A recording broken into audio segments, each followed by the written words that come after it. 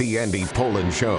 We got to go after this with everything we got, figuring they're going to come with everything they got. I'll start off by saying I'm bored, I'm broke, and I'm back. The Andy Pollin Show on ESPN 630 starts right now. So is it Diggy, or is it David, or is it something else?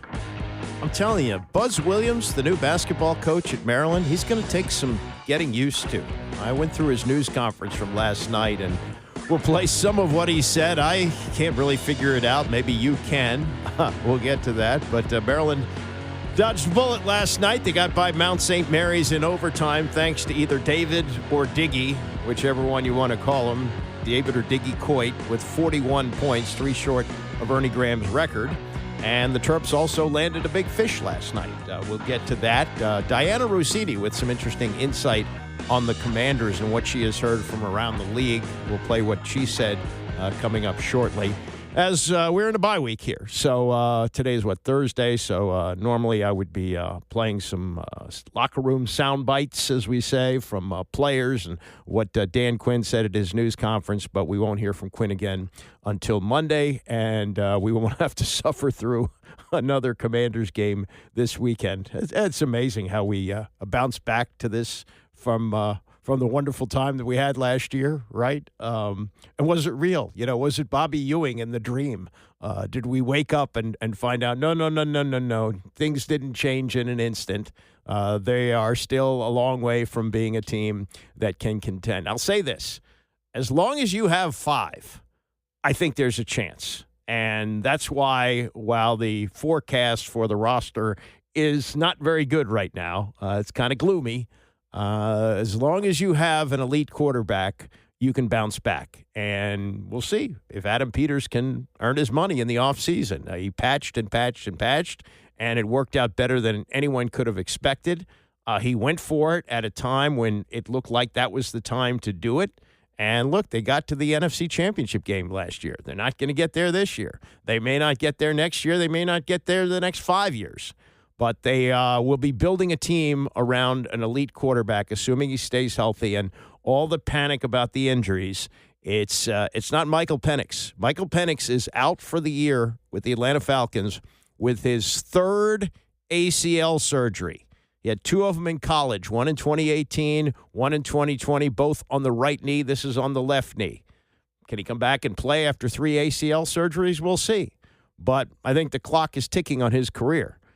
With Jaden Daniels, we haven't seen that. Yes, he had an injury which kept him out for a couple of games, a relatively minor knee injury. He had a hamstring injury, and as gruesome as it looks, a dislocated elbow. It's his non-throwing elbow, and it's not as serious an injury as you might think. People come back from that. All right, let me get to the Maryland game last night, which I did not watch. I was actually at a focus group for the Commanders' new stadium. I was supposedly randomly selected from people who have bought tickets. Now, it seemed like most of the people there were season ticket holders. I've only bought tickets the last 2 years for 1 game apiece, so I don't really have that much experience as a ticket buyer for the team. But they did talk about the section of the stands that will bounce. That's in the plans, and it appears that's going to be in the end zone. They also talked about the personal seat licenses, and in some cases, depending on your income and the seats that you buy, you may consider them to be affordable. And then for the high end, it's really going to cost a lot of money. There are, though, going to be people who are going to be priced out. And this really hasn't necessarily been the case at FedEx Field. I know the club seats were very expensive, but once all the season tickets became available, I think they became affordable for most people. With RFK, it was never a case of if somehow, some way, season tickets became available and they, told you there was a 20,000 seat waiting list, which was nonsense. But there was a waiting list, certainly at RFK and even in some of the days of FedEx Field. But it wasn't a case of, I can't afford that. Because at RFK Stadium, there was only one box. That was the owner's box, only one luxury box. The rest were all seats in the stands where someone making $20,000 a year could sit next to somebody making $200,000 a year, and when each of them needed to go to the bathroom, they would pee at the same urinals. So it was a different era, and things are a lot different in terms of money now. And that's, I think, something that they're going to have to figure out. And we're 5 years away from that stadium opening, but plans are in the works, and was very impressed with the presentation that they did last night in this focus group. So we'll see where it goes, but there is a plan to have seats that bounce up and down. And by the way, all these people that if you're too young to remember this and say, oh, the stadium used to shake. No, the stadium didn't shake, because if it did, OSHA would have shut it down. There was a section of temporary seats that would be put in at the end of the baseball season every year. And then when the Senators left town after the 71 season, they just stayed there. And those were the seats that would bounce when people got really excited, like we want Dallas, we want Dallas. But the stadium did not shake. But we will have, apparently, a shaky seat section. Can you say that real fast? Shaky seat section. Buzz Williams, coach of Maryland. They win last night, 95-90. As this game is unfolding, and they have to go to overtime to beat Mount St. Mary's, a team that, you're expected to beat. This is one of what they call a guarantee game. A guarantee Mount St. Mary's a certain amount of money to come in and play, and it's pretty much guaranteed that Maryland wins the game. Well, they did, but not by much. And as this game was unfolding, we got news that Baba Oladotun, I hope I'm pronouncing that right, Oladotun, Oladotun, who is playing at Blake High School. You don't usually get a five-star recruit coming from a public high school. The deal is, he lives in Silver Spring. His family didn't want to do the commute to DeMatha, where he started his high school career, and they sent him to the local public school. Lucky basketball coach at Blake.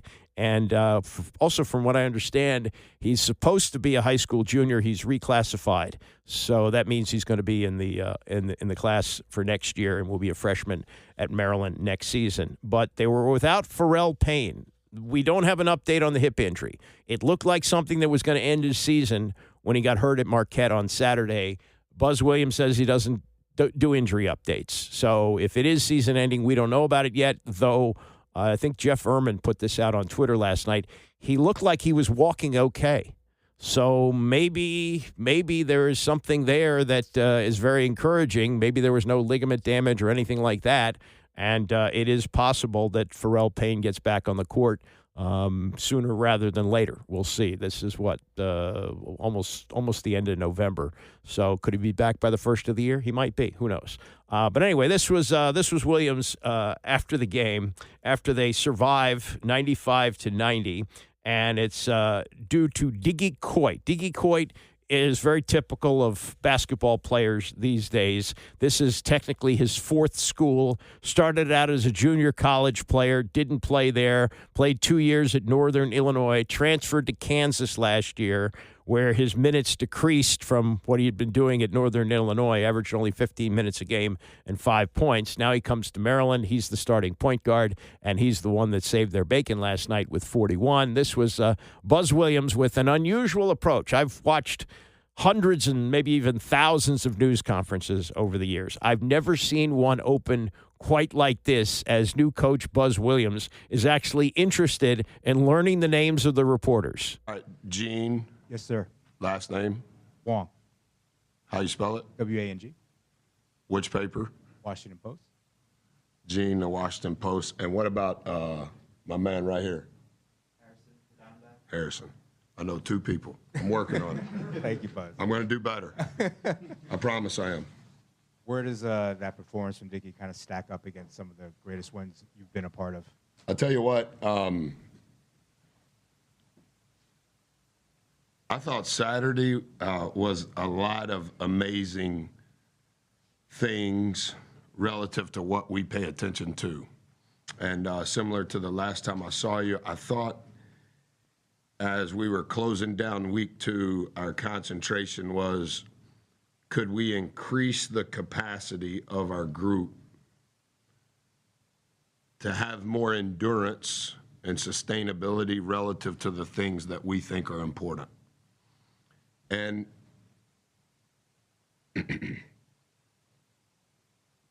Different venue, different opponent. Coach Lind is tremendous. The execution of their team, tremendous.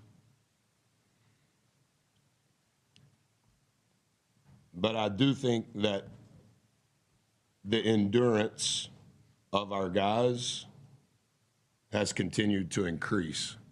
And I think some of that, Gene, is we've tried to be very diligent and faithful in not skipping steps. Year one, week 3, trying to make sure that we're ultra aware of the things that last and the things that matter the most in the process. And a credit to Diggy, but also a credit to those 8 guys that played in a completely different role than they've ever played. We've played 5 games, and every game there's been a different role assigned on things that we can't control, and I think that they continue to have growth. And I credit a lot of that to our staff and the teaching, the breakdown work, the clips we're showing in film.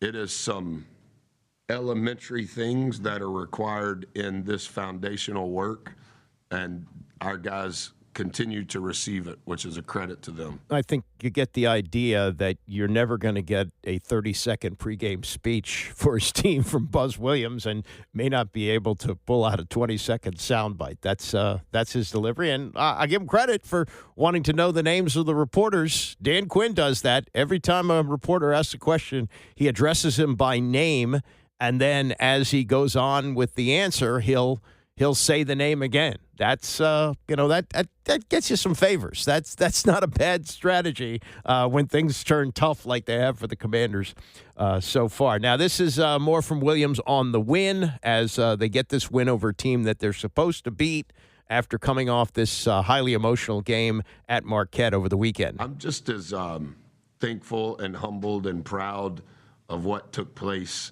over these 45 minutes as I was the 40 minutes in Milwaukee.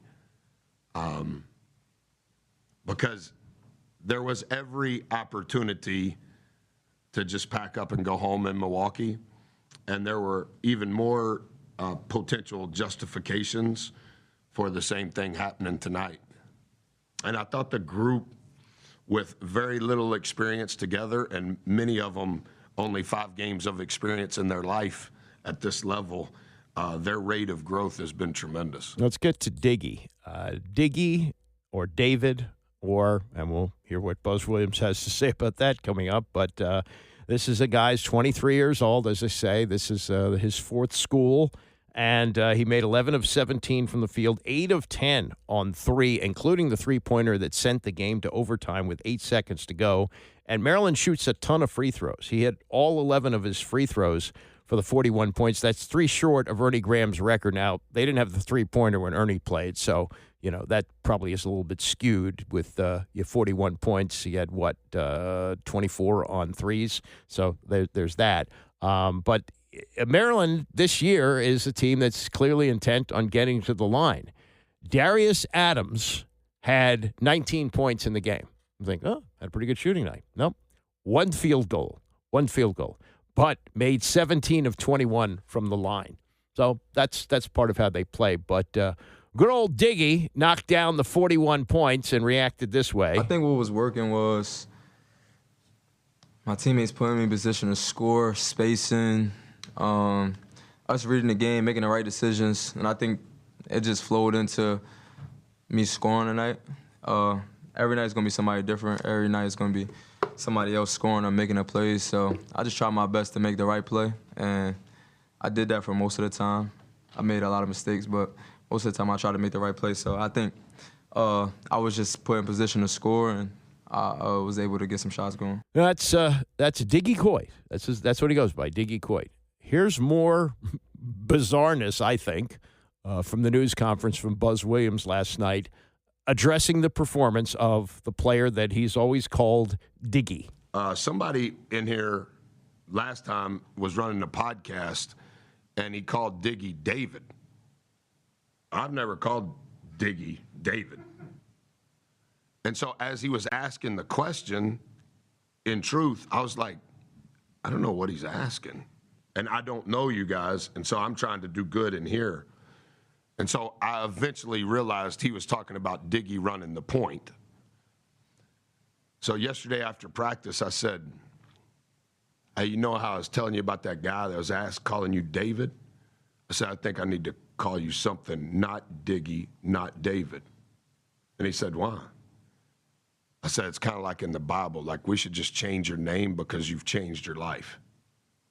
And he goes, Coach, I've never in my whole life been held accountable like this. And I go, yeah, well, that's why your life is changing. And then after the game, he gives me a hug, and I said, perfect opportunity. How are you going to handle this? Are you going to use an invisible mirror for somebody else? Or are you going to receive the adulation? Because your growth has happened privately, not publicly. But your growth was revealed tonight publicly.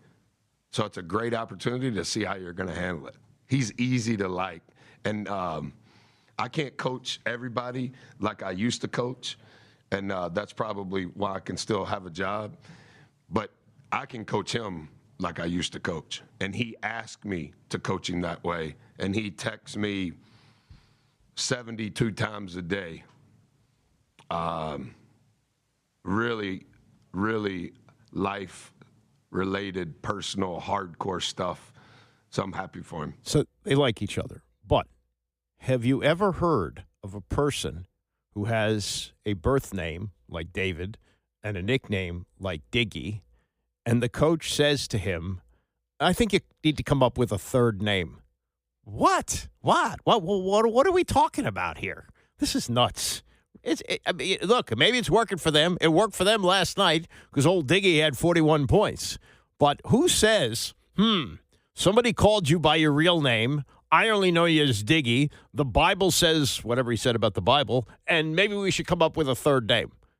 Well, I don't know what Buzz's real name is. I guess I could look that up. Does anybody say, yeah, we found out your real name, Buzz, and we'd like you to have a different name? Strange, very strange. Last thing from Diggy, David, or whatever name the coach and player come up with as a third alternative. This is about how he was able to really take control of this game, and he scored 16 of their last 19 points in the win. Nah, I was just like, it don't matter if we don't win. Then I know that a lot of people think, like, when you in a... You feel that you're doing something special in the moment? Nah, I was just like, it don't matter if we don't win. Then I know that a lot of people think, like, when you in the zone, you thinking about your shots, but we got to win this game. That's all I'm thinking about. Like, what can I do to help us win this game? What can I do what can I say for saying the right thing to help the team make the right play to win this game? Because big performances and moments like this, it really don't matter if you don't win. You know, this kind of, it'll be another day. It still is another day. I just had to go on tonight. And I know that that's going to be somebody else. I don't know if it's going to be this much. I don't know, whatever God wanted to be, but I just wanted to win so bad because P going down is like people say things, people expect things. So for us getting this win and going into Vegas 4-1, I feel grateful, I feel blessed, and I feel like we're a little bit more motivated, and we're going to take things a lot more serious. He referred to P, that's Pharrell Payne, and Buzz Williams calls him something else, too. Names are really bizarre on this team, and they're really bizarre for me because I don't know the players. It's just, it's an all-new team, so there's that. And then an odd schedule. This is how things are going to work next week. They're going to Las Vegas for the Players Era Tournament. The first game is Monday against UNLV. It is a midnight tip our time, so it must be 9 o'clock out there. I won't be up for that.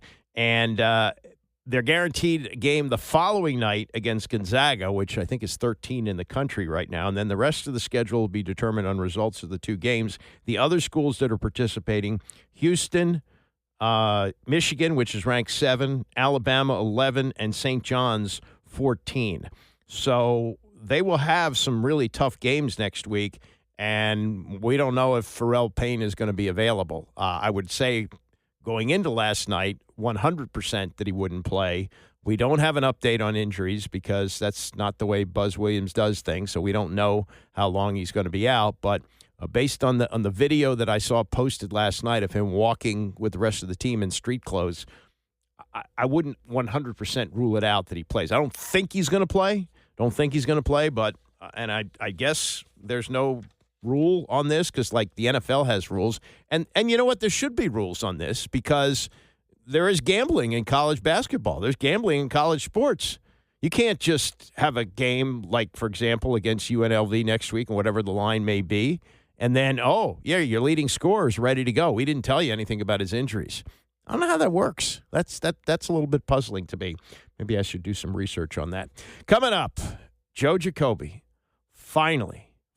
He's been here before now. He's gotten this close before, but he's one of 9 still eligible on the seniors committee to get to the Pro Football Hall of Fame. We'll go through that next. It's the Andy Pollin Show, ESPN 630. The Andy Pollin Show on ESPN 630, the sports capital. All right, big step here for Joe Jacoby. He didn't get this far last year. He did a couple of years ago, did not make it into the Hall of Fame, but this needs to be the year. He is being considered in the seniors category because he concluded his career before the year 2000. So he's been out of football more than 25 years, more than 30. His last season was 1993. He played for the Redskins from 81 to 83. He made the Pro Bowl 4 times. He was twice an All-Pro. He was a starter on all 4 of those Super Bowl teams, and, of course, they won 3 of them. He is, I think, the best of the Hogs, and yes, Russ Grimm was great, and Russ Grimm deserves to be in the Hall of Fame, but so does Joe Jacoby. That duo was as responsible for the success that they had during that 9-year period where they played in 4 Super Bowls and won 3 as any 2 players on the team. They cleared the way for whoever was running the football, whether it was John Riggins on his way to a Super Bowl MVP, whether it was Ernest Biner in the last Super Bowl, whether it was Timmy Smith, who was a one-hit wonder in Super Bowl 22, and I think he still holds the record at 204 yards rushing in that game. This is just, to me, a no-brainer that he gets in among this group. They started out with 52. They got down to 34. They are now down to 9. They will get to 3 next Tuesday. Those 3 will be considered by the committee, the big committee that picks the Hall of Fame. That's a separate group that they will choose from. They'll take 1 from that group of 3, the 3 that make it from the 9, and then consider the other 15 finalists. Between 4 and 8 new members will be elected in the second year of this current format. So, keep your fingers crossed. But, looking at the names, and these are great players. There's no question about that. But I'm trying to look at this objectively. I know I'm biased, and Joe's a friend. We did post-game shows for 10 years, but it's a travesty to me that only 1 member of the Hogs, maybe the most famous offensive line in football history, is in the Hall of Fame, Russ Grimm. And I've talked to players like Jeff Bostic, the center, teammate, who said, we always thought that Jake would be the first one in the Hall of Fame. Well, he's still waiting to get in. And the other names on the list, Ken Anderson. Yes, he's a former MVP, and he took Cincinnati to the Super Bowl. They lost. He never won a Super Bowl. Joe Theismann was also an MVP in 1983. He took a team to a Super Bowl and lost, but he also took a team to a Super Bowl and won. Joe Theismann's not a Hall of Famer in my mind. Ken Anderson isn't either. Roger Craig is one of the 9. Roger Craig was, I'm not saying he was at the same level. He was a higher level, but he is what Austin Eckler was to be here, a guy who could run the ball and catch the ball, and he caught a lot of the passes in that West Coast offense. But, my God, look at the players he was playing with. Jerry Rice, Joe Montana, Steve Young. They had all pros across the board, a great, great coach, not that Joe Gibbs wasn't, but a great coach in Bill Walsh. Yeah, Roger Craig, great player. I'm sorry, not above the rest of this group. Otis Taylor, great player with the Kansas City Chiefs, spent 11 years there, all pro honors in the AFL and the NFL, led the AFL with 11 touchdown catches in 1967 and the NFL with 1,100 yards in 1971. He was a great player on a run-based team with a great defense in Kansas City. Okay? Otis Taylor may be a Hall of Famer, but if I'm picking from these 9, no. Henry Ellard, forget it. Henry Ellard finished his career here, no. Stanley Morgan, yeah, really good with the Patriots. My mind, not a Hall of Famer. Steve Tasker, one category, special teams. He didn't return kicks. He was just a great special teams player. And I don't think I wouldn't put him in the special teams category ahead of Brian Mitchell. Now, Mitchell's not yet being considered by the seniors committee because he finished his career in 2004. He's still on the ballot for the that they hope to get down to 15. But I would not put Steve Tasker in the Hall of Fame over Brian Mitchell.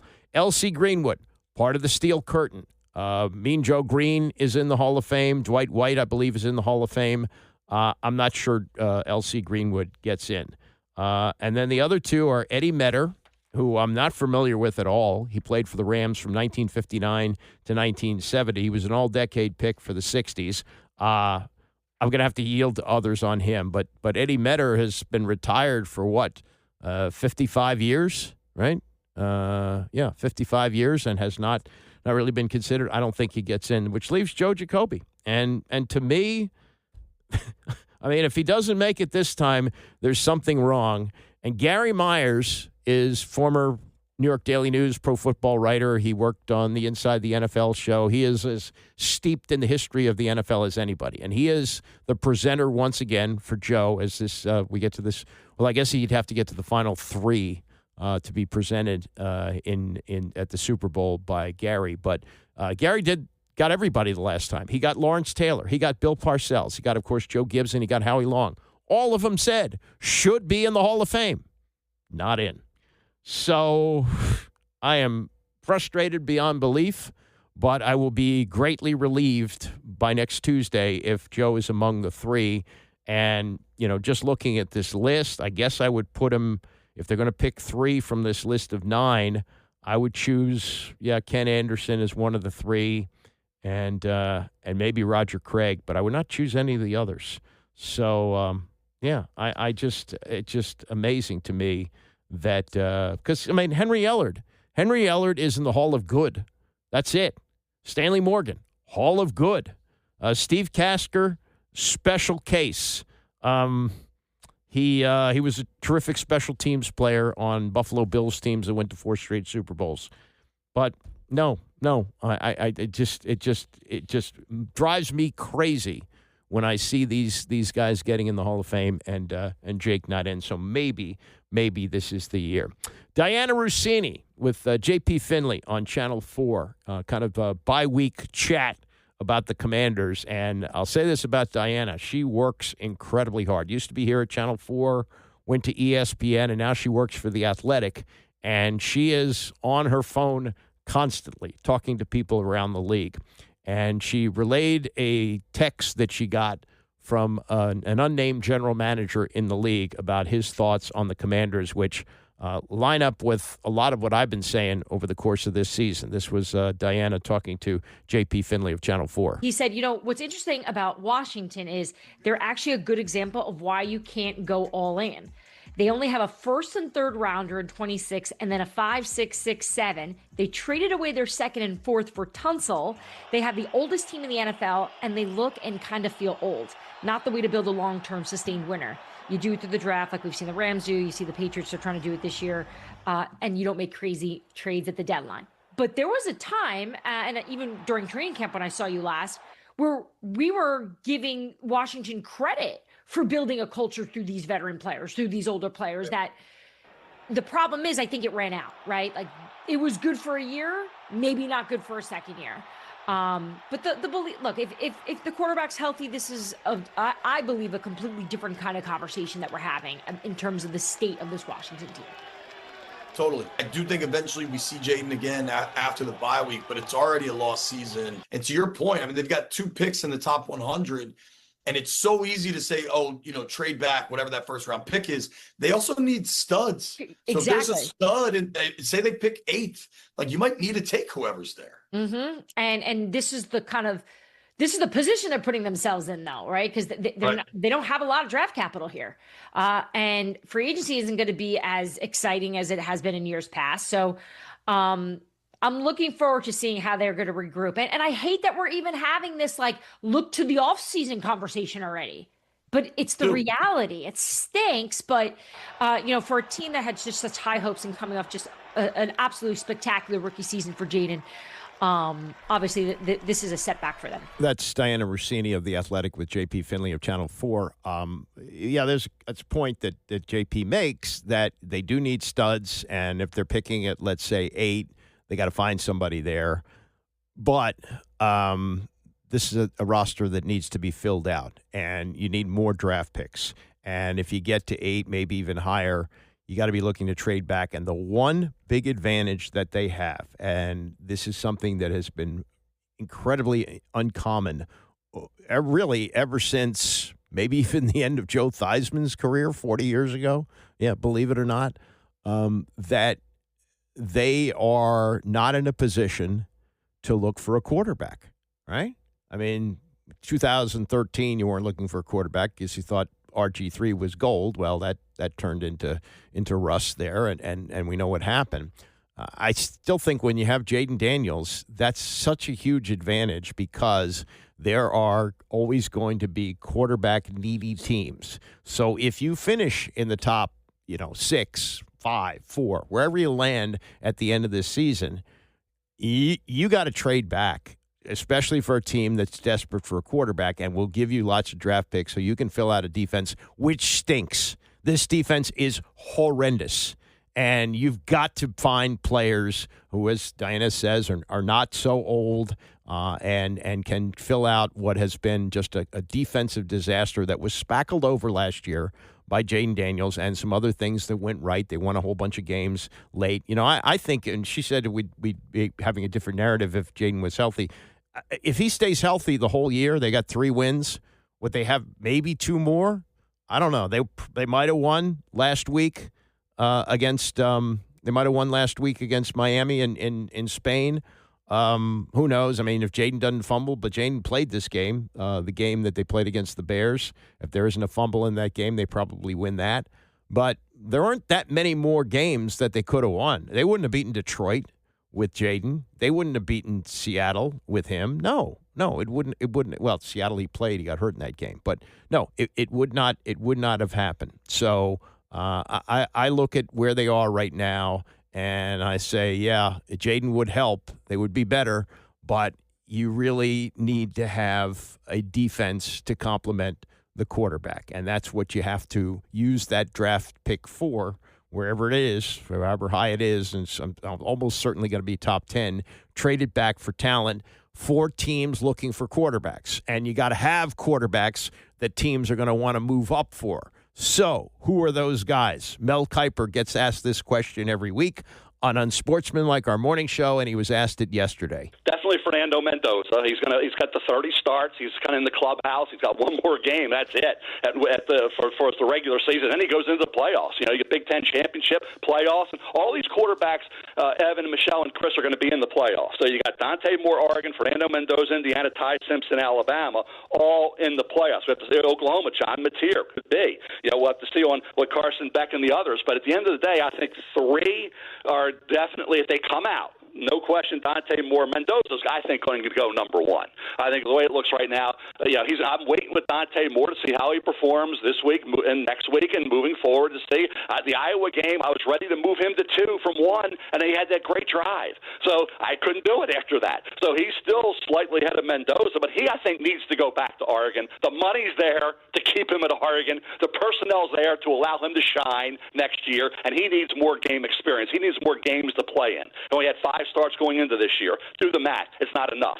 In terms of Ty Simpson, only 1 year as a starter. He's had some say uneven performances the last couple of weeks. I think he needs another year. I know he's 23. I know he's at the right age, but he hasn't had enough starts. So I think he needs to go back to Alabama. I've heard that he's from the Senior Bowl and coming into the draft. Maybe he will. If he does, he's going to go high. So there's no question about that. But I think he needs another year. And you got, like I say, you got Lenora Sellers at South Carolina off a very, very unimpressive performance this past week in terms of accuracy, decision making, all that. He needs another year.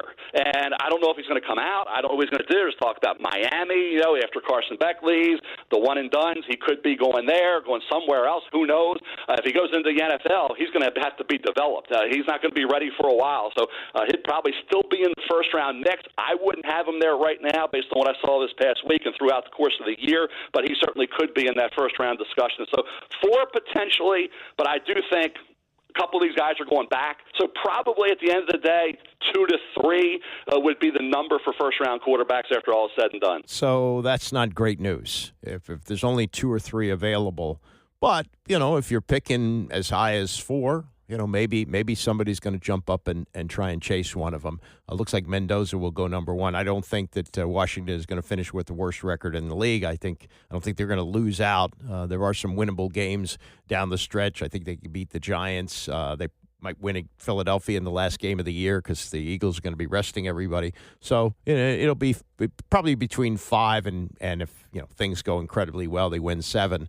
But I think, that's something that is very much in play, that you're hoping that somebody's going to want to jump up and chase a quarterback, which you don't have to do right now. This is an unusual period of time in Washington football history, especially in the last 40 years, where you're not desperate to find a quarterback. And for however much of a disaster this season has been, at least you still have a guy who's 24, 25 years old playing on a rookie deal. That's not a bad position to be in, and he's proven that he is a franchise quarterback. And stop worrying about the injuries because you're talking about relatively minor injuries for football, not torn ACLs.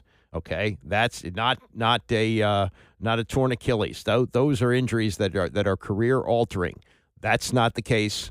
Not for Micah so far with Jaden Daniels. All right, coming up, Steve Young with some real insight around the NFL as he joined PTI yesterday. We'll get to that and all this coach movement. We'll talk about that as well. It's the Andy Pollin Show, ESPN 630. The Andy Pollin Show on ESPN 630, the sports capital.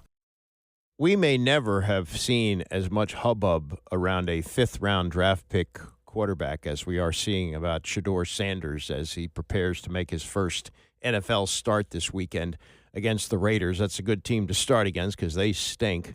But his debut, not very good, and there's a lot of chatter back and forth about it, which we will get to and hear some of this in this conversation from Steve Young last night on PTI. He's a once-a-week regular this year, even though he's technically not working for ESPN. His contract is up, and I don't know how they work this out, but he's very good on television. He goes on with Dan Patrick a lot, goes on with Tony and Mike every week, and this is how their conversation began last night. Patrick Mahomes says he regrets a moment on the Chiefs' final drive when he noticed a pre-snap shift with one of Denver's safeties that could have opened up a long pass, but he didn't trust it. He threw a short pass incompletion instead. Do you recognize that feeling that Mahomes had? I'm smiling because that's the job of quarterback is like managing happening all the time. And I love that the vulnerability of Patrick to express it, to actually tell people like that happens. How many times does that happen? You think about every Monday is that time when the team comes together in the offensive team room and they watch the film in the dark, in the silence. And as the coach goes back and forth, how many times would we be in the middle of in a place coming that ruined the game, and it was me throwing an interception or something, and you could see the read, and you could hear the offensive lineman like groan, like, oh, here it go, oh, like you play quarterback, or you know the read, or that you know what's coming, but everyone can play quarterback, and so it's not just worrying about it in the game and missing it moment. You got to worry about it on Monday because now the whole team in silence. You got to wait for the groan for everybody's like, really? So I started after time when someone would make a mistake or drop a ball. I'd just because someone had to groan about somebody else than just the quarterback. Because everybody, I mean, Brent Jones and Jerry Rice and like Corey Harrison Hurst, they thought they could play quarterback, which I understand. Like everybody wants to, but like in the meeting room, just let the quarterback screw up, go by every once in a while. Like it doesn't have to. We don't have to groan every time as a team. Feet to the fire, Steve. Feet to the fire. Feet to the fire, baby. Yeah. We're going to stay with the Chiefs for a second, who are, of course, 5-5. Playing the 8-2 Colts on Sunday, is there anything different that a leader or leaders would do this week, knowing that they're all going into what pretty much is a must game on Sunday? So you think about the Chiefs. They have the mantra we had back in the 80s and 90s with the 49ers, like Super Bowl or bust. We own it, and that's a fact. And because you own that, every game is a must-win. Every game is the game of the week. Every game is being covered by your Sunday night or Monday or it's like the national game. So you get used to having that be the norm. And so you get to this moment, which is a must-win game, and the Chiefs are built for it. They're that team that we're 5-5. We've screwed up, Super Bowl or bust, and now we got to prove it to one of the better teams in the league, and it's on us. And I think the best comes out in the teams that are ready for that kind of thing, and the worst comes out for the guys that aren't ready. And I just think the Chiefs are that team that can respond. Speaking of teams with Super Bowl or bust attitude, the Eagles benefited from just an awful interference call against the Lions late in Sunday's game. As a quarterback, if you get the benefit of a call, does any part of you ever feel guilty that you got it? Or, does it average out? What's the feeling there? You're asking me about review, when microscopic review of the. But you started to believe in the rub of the green. Like you believe that in time it would even out. But the pain of a screwed up call that you knew changed the game. Remember, as a quarterback, your number one relationship was with the head referee because he's standing right next to you. And so the best relationships I had on the field were with the head referees through the years. Ongoing conversations from game to game, talking about plays, what happened, and you loved that. The art of the great head referees were that they got the sense of it. They knew it's like, oh, we screwed that one up, or yeah, sorry about that, Steve. That was, or yeah, you lucked out there because like you had that going on. But I loved what I hated with the robots. The head referees that were robots, because then they weren't going to be contextual to the moment. They'd feel it. And that's what happened against the in the Eagles game. The moment overwhelmed that referee, that backline judge or whoever it was, because it's like, yeah, that's a call that you don't make most of the time. You certainly don't call it in the fourth quarter, and you never do it with the game on the line because it's a rub of the green, bro. Like that's something you don't get in the way of. Like leave it alone. But they're trying to get rated so they can get a playoff game. So they're like, oh, that's officially, I think, by technicality, that's a foul. And he throws the flag and the game's over. It's like, no, bro, that was not a foul, contextual to the moment. We will get you out of here on this, and we've talked about this all week. You've been a starter and a backup in your career. Shedeur Sanders had 0 practice snaps with the first team when he entered that game on Sunday. What sort of a position does that put you in as a quarterback? Well, Tony, that's super hard, right? Like to as if prepare for a game that you don't get practice snaps, you don't get the opportunity. Like that's a tough spot. The best advice I ever got, and I'm sorry if I've said this before, was when I was backing up Joe Montana. I hated that because that wasn't the job that I wanted. It wasn't the job that I thought I was going to have. And one of my mentors grabbed me and says, you know what, Steve, the problem with you is that you don't understand that the job that you want, that you need, that you think you deserve, you can't have until you're the best in the world at the job you have today. And so to be a great backup was painful for me to hear, like, ugh, like backup, great. But what I did was I took his word. It stung me. I'm going to be the greatest backup. And what you do is you prepare as if every week. You memorize the game plan by Wednesday. You help the quarter, and in helping the starter get ready. And then, so Shedeur is going to be in a much better spot if he's gone through the rigor of being the best backup quarterback that, in the world, in that mind. So then when you're called on to not be a backup, but to be a starter, you're actually ready and you can deal with it in a better way. Because you're right, Tony, if you just sit back and don't prepare and just watch the cheerleaders, and then all of a sudden you get called on the field and you haven't had the snaps, it's a disaster. Like, and you've seen it. It's bad. It was bad for Shedeur on Sunday against Baltimore. He was 4 of 16, 47 yards with an interception, also sacked twice and fumbled once as they lost the game. They lost the game actually on that fake tush push by Mark Andrews. It was great play, great play to finally seal that game.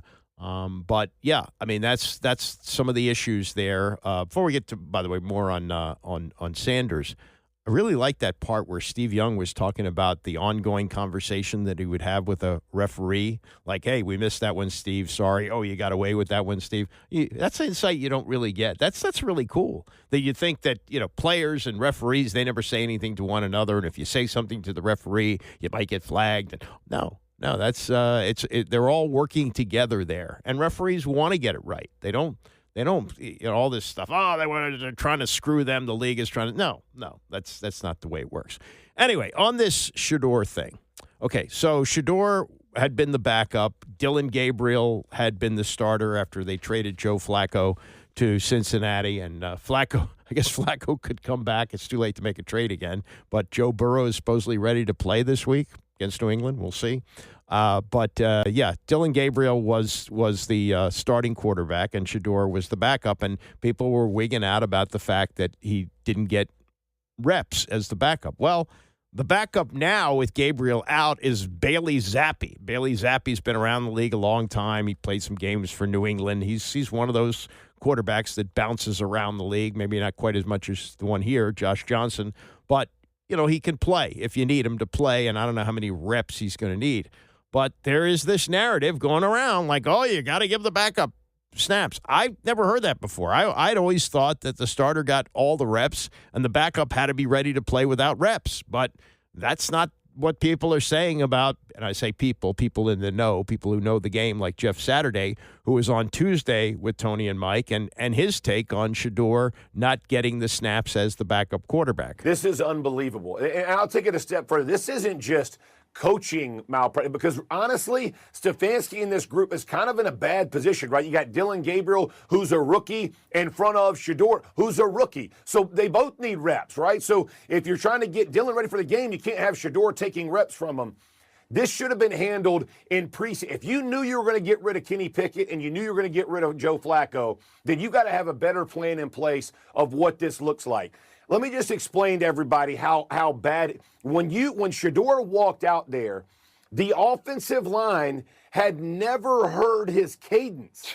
That's how the play starts, people. The cadence starts everything. When you don't even know the voice inflection of the cadence, that means the offensive line are literally waiting and hesitating until they either can see the ball snapped or until they feel his cadence change till they know the ball. It is absolutely, and split seconds matter in our game. And the defense getting jumps off the ball, it is an absolute disaster. And anybody who's judged, man, I mean, listen, the Baltimore Ravens blitzed the daylights out of him. Know him. If they don't know his cadence, he dang sure don't know the answers to the test on what to do against a blitz. So let's bring it and make him look as bad.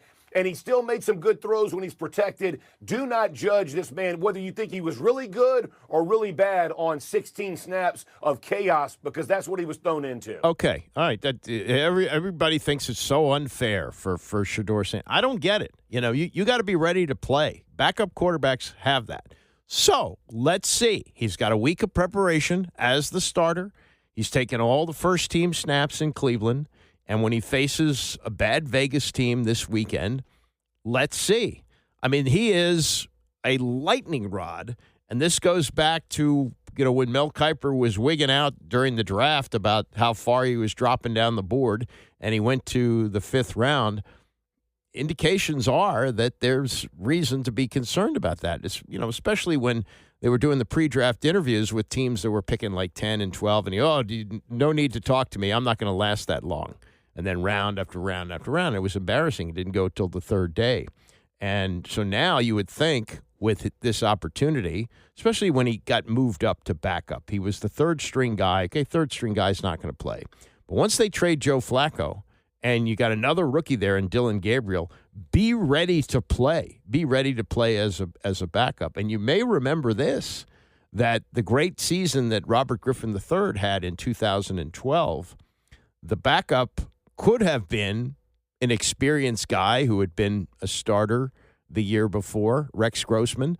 But Rex Grossman was third string. He was kept around just to kind of mentor these two young guys. But the backup was Kirk Cousins. And when Robert Griffin III got hurt in the Baltimore game, I think it was Thanksgiving weekend, Haloti Ngata colliding with him and not dislocating, but hyperextending his knee. And Kirk Cousins came off the bench, got that team to overtime, and won the game, and then started the following week against Cleveland and won. He was ready to go. He was a rookie, and he was a fourth-round pick. A big difference with Shedeur, the fifth-round pick? No. You got to be ready. And clearly Kirk Cousins was ready. Now, he had some growing pains, and the following year when they shut Robert Griffin III down with the team 3-10, he lost the last 3 games as a starter, and some of them were close. I guess 2 of them were close games. He played okay. And then he got his chance in 2014 to play again, but got benched. He got benched because he threw too many interceptions. I was at that game. It was a Tennessee game, and he got benched. So, there are growing pains that go along with it, but to this narrative about, it's so unfair for Shedeur Sanders because he didn't get first-team reps. I don't know how many first-team reps Kirk Cousins had, and as insecure as Griffin was, he wasn't going to give him up for his backup. So all this, I don't know. These guys have gotten more football than I'll know. But to me, it just seems like it's a lot to do about nothing, about a guy who was a fifth-round pick and how many snaps he should have gotten with the first team, especially when he was a third stringer half the season when Joe Flacco was with the team. I don't know. It just somehow or another, it's all going to play itself out, whether he becomes really good or he becomes – and he can't – can you call a guy who's a fifth-round pick a bust if it doesn't work out? In this case, you might, given all the hype. You might say this might be the fifth-round pick where there were people who were really smart about football who thought this guy got a raw deal and should have been a starter, and now he got his chance and fizzled out. I can't imagine he's going to be great, but the Raiders are bad, and this is a chance for him to win a game. Bram is off for the next couple of days. I'll be back here tomorrow at 9 a.m.